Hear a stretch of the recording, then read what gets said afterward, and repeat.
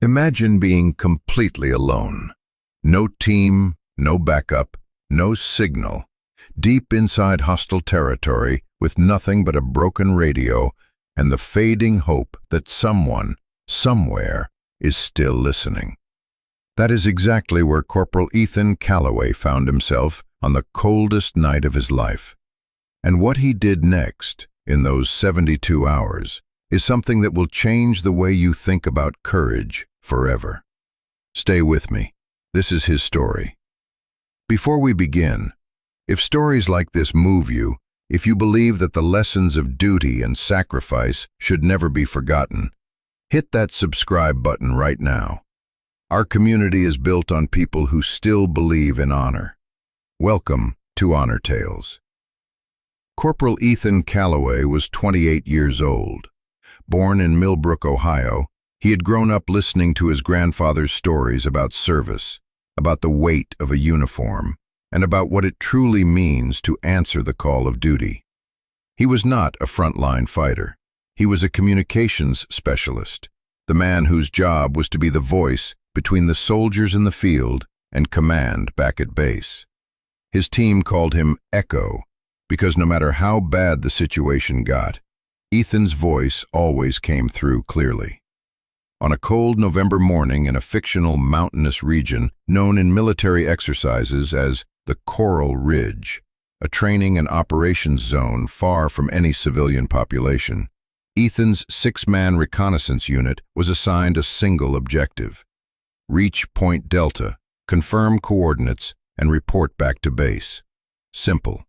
Clean. 4 hours in, 4 hours out. But nothing about that day would stay simple. 2 hours into the mission, the weather turned.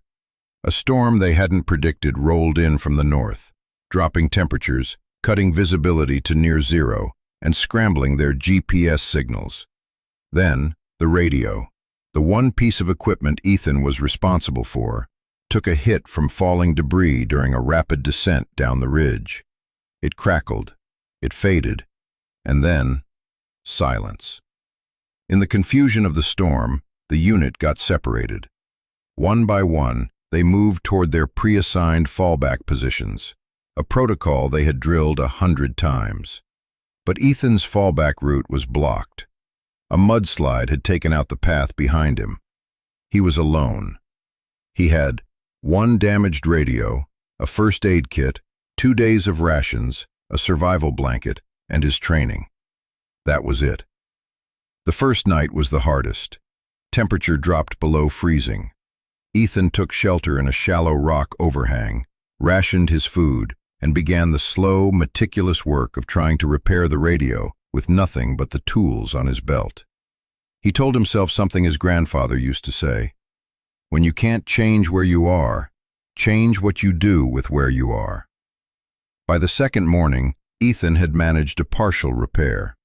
The radio could now transmit, but it couldn't receive. He had no way to know if anyone was hearing him. No confirmation, no response, just static on his end. So he made a decision. Every hour, on the hour, he would transmit. Not just his location, not just the technical data. He would transmit his story, his full name, his unit, his hometown, the names of the people he loved.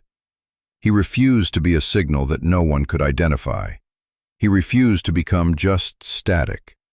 41 hours after the unit was separated, a search and rescue team operating on a different frequency picked up a faint, broken signal. It was Ethan, transmitting again, steady, calm, patient. The rescue team's communications officer, Specialist Daria Rowe, later said in her report that what struck her wasn't just the technical signal. It was what Ethan was saying in those transmissions. He wasn't crying for help. He was calmly stating facts: his location estimate, weather conditions, terrain description, his physical status. And then, at the end of every transmission, a single sentence: "This is Corporal Ethan Calloway of Millbrook, Ohio. I am still here. I am not done." Specialist Rowe locked onto the signal. Coordinates were triangulated. A team was dispatched immediately. They found him 72 hours after the storm hit, cold, exhausted, but alert and standing upright at the mouth of that rock overhang. He had kept his area clean.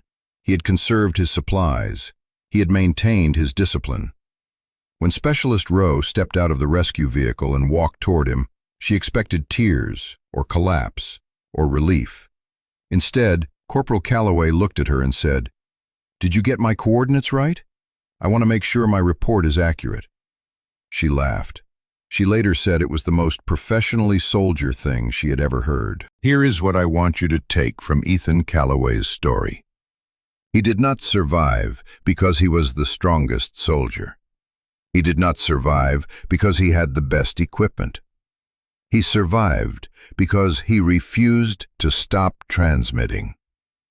In life, your radio might break. Your team might scatter. The storm might come when you least expect it. But as long as you keep sending the signal, as long as you keep showing up, keep speaking, keep moving, someone will find you. Don't go quiet when things get hard. That's when your transmission matters most. If this story meant something to you, share it with someone who needs to hear it today. Subscribe to Honor Tales, and I'll see you in the next story. Until then, stay strong, stay steady, and keep transmitting.